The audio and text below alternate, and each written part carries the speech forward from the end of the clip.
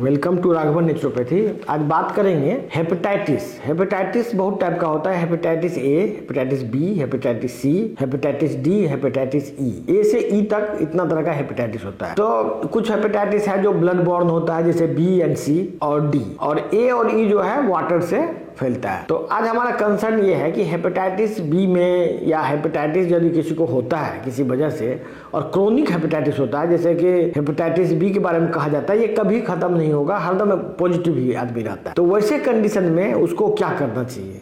बहुत सारे लोग हेपेटाइटिस बी में जाते हैं और एंटीवायरल दवाई रेगुलर खाते रहते हैं, जबकि ये रिसर्च में साबित हो चुका है, ये ऑलरेडी रिसर्च में आ चुका है कि हेपेटाइटिस बी को एंटीवायरस से नहीं मारा जा सकता है। यदि आप एंटीवायरस खाते रहते हैं तो एंटीवायरस का भी साइड इफेक्ट होता है, जिससे लीवर डैमेज होता है। तो आप एक्चुअली वायरस को नहीं मार रहे हैं, बेसिकली आप लीवर को डैमेज कर रहे हैं।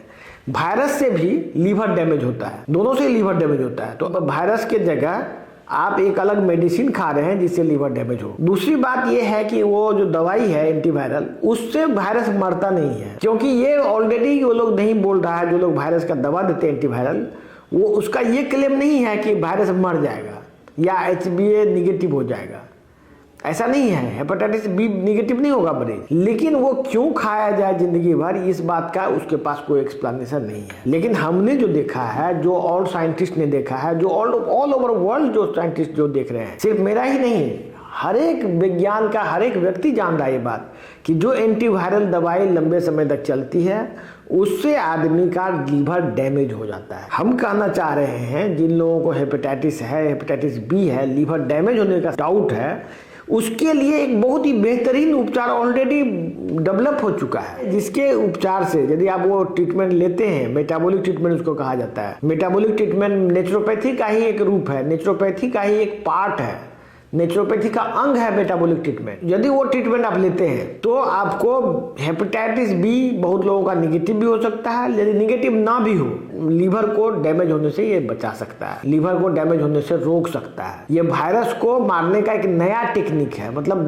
बॉडी का इम्यून सिस्टम को स्ट्रॉन्ग ऐसे कर दिया जाता है कि वो वायरस जो है लीवर को डैमेज नहीं कर पाता है। आप समझिए इसको, ये बहुत इंपॉर्टेंट बात है। यदि ऐसी ट्रीटमेंट निकल चुका है तो आप बेवजह का जो है, अब biliary institute, liver science institute, ये सब नाम खाली रखा है।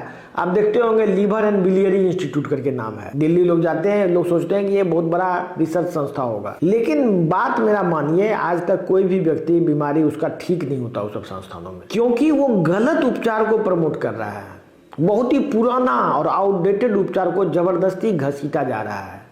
लेकिन इसका सर यदि कोई भुक्तभोगी है तो आम आदमी है। तो आम आदमी को जागरूकता के लिए ये वीडियो बनाया जा रहा है। ये सब वीडियो क्यों बनाया जा रहा है? अल्टीमेटली हमारे मरीज कहते हैं कि हमको मालूम ही नहीं था कि ऐसा भी इलाज अवेलेबल है।